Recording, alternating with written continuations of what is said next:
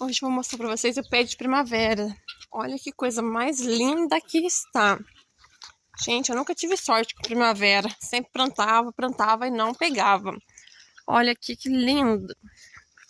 Esse aqui foi minha madrinha que me deu a muda.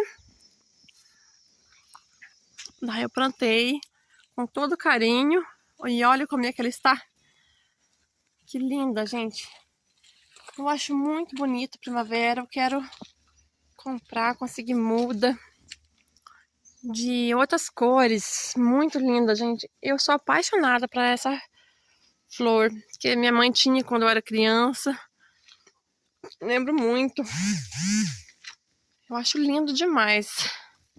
Olha pra vocês verem. Ele tá grandão já o pé. Eu fico com dó de cortar. O galho tá caindo pra cá. Eu vou amarrando eles lá no cantinho pra não poder cortar, porque a gente fica com dó. Olha que lindo.